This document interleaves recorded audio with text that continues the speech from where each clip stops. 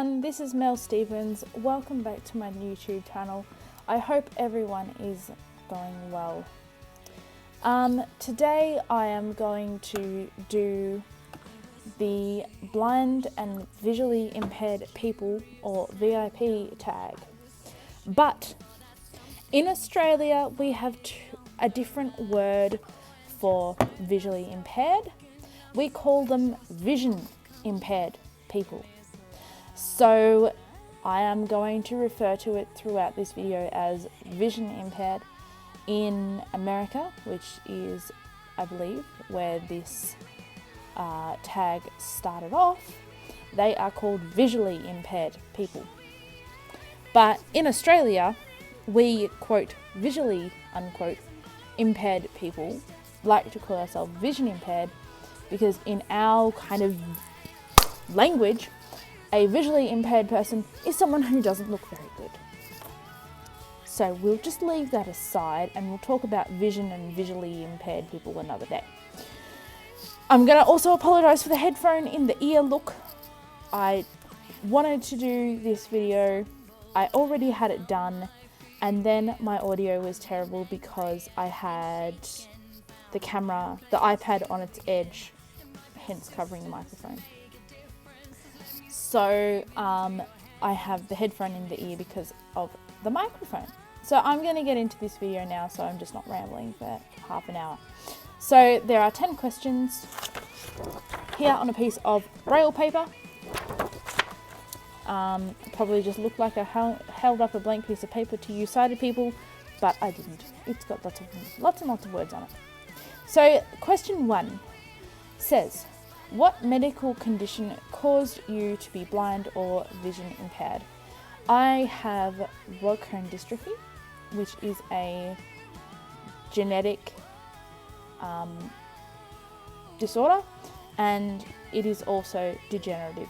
So I had a little bit of vision when I was born, but I lost that vision through my childhood and teen years, and now I can't see anything at all. It is genetic, as I said. My mum's sister, so my auntie, and my nana, the mother of my mother and my aunt, all three of them had it as well. So it's genetic. Question 2 says, in 3 words, describe your vision. Non-existent, fascinating, and unique. Question 3, what is the hardest thing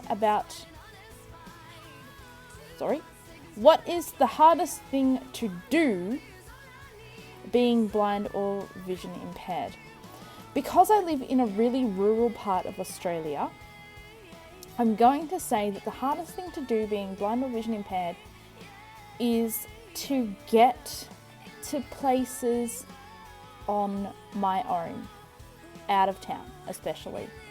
I really love horses and I do go horse riding when I can, but it's really hard for me to go horse riding because it is a half an hour drive from my house to where the stables are, and I can't just jump in a car and drive there myself. I have to wait, I have to rely on someone to drive me there because there's no public transport. So I think that's the hardest thing about being blind for me is, living in a rural part of Australia and not being able to just get in a car and go horse riding or go camping or bushwalking or anything like that. Question 4 says, what is the best part about being blind or vision impaired?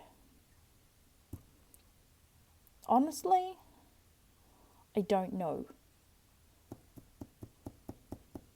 I think the best part about being blind or vision impaired is getting to know people for who they really are instead of instantly judging them because of what they look like.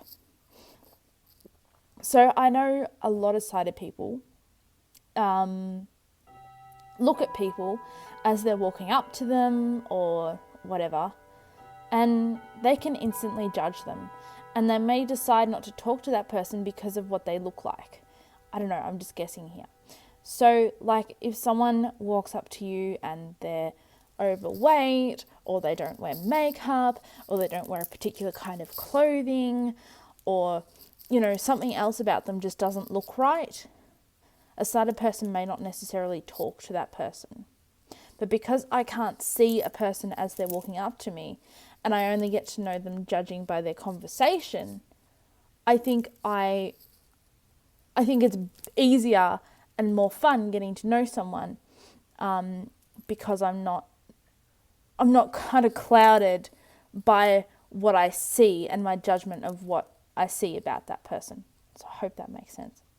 Question 5 says, what question do you get asked most because of or about your vision? Apart from questions about my guide dog, which I get asked every time I go anywhere with my guide dog, I would say, are you really that blind? A lot of people think that I'm not as blind as I am.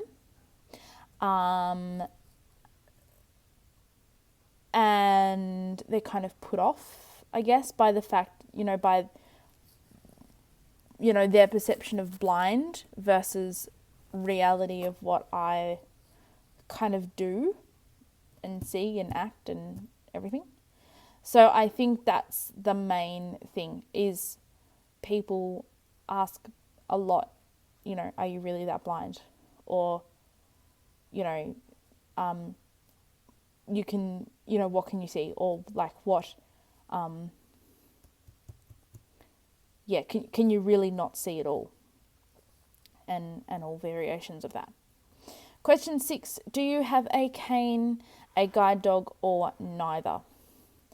I have and use both. I have a guide dog, his name is Darcy, and I also have a cane. I have a pink one called Pinky and a white one called Anna. We won't get into why my canes have names. Question 7. What one piece of advice would you give to someone who is losing, has lost, or is going to lose their vision? Access as many services, rehabilitation, etc., as you can, as early as you possibly can. So by that, I mean, as soon as you find out that you're going to lose your vision, learn about independent mobility, learn about using a long cane, learn about using GPS, learn about using, all the other things to help you get around, learn about cooking and cleaning and stuff. If you are Australian, get yourself onto the NDIS or National Disability Insurance Scheme, so that they can help you with funding to access services, get occupational therapy, as I said, to cook and do your housework and everything. Get yourself connected with a technology and Braille teacher and learn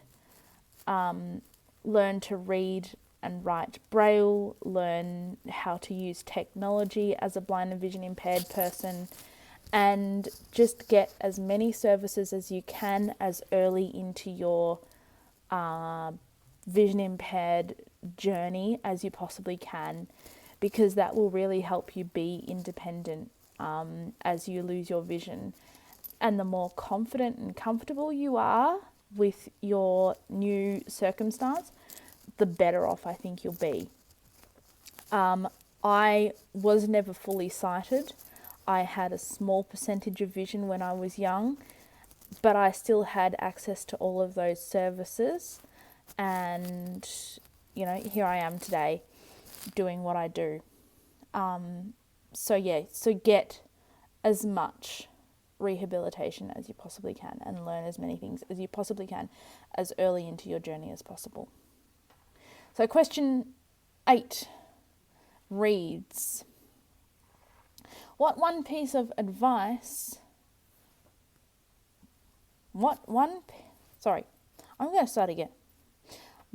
is one piece of advice you would give to a sighted person about interacting with a person who is vision impaired or blind? Don't assume anything is probably what I would say. Don't assume anything about that person or their vision or what they can and can't do. Every single blind and vision impaired person that you meet is going to be different. They are going to be able to see different things. They are going to be able to process things at a different rate. They are going to have different orientation and mobility skills and be at a different orientation mobility level to every other blind person around them. They have different thoughts, feelings, emotions, etc. to everyone else, and they are a person and they are a unique person. So don't assume anything about blind and vision impaired people. Remember that we are people. We are adults. Not all blind and vision impaired people have an intellectual disability. Actually, there is a higher percentage of blind and vision impaired people who don't have intellectual disability than do. So just keep that in mind.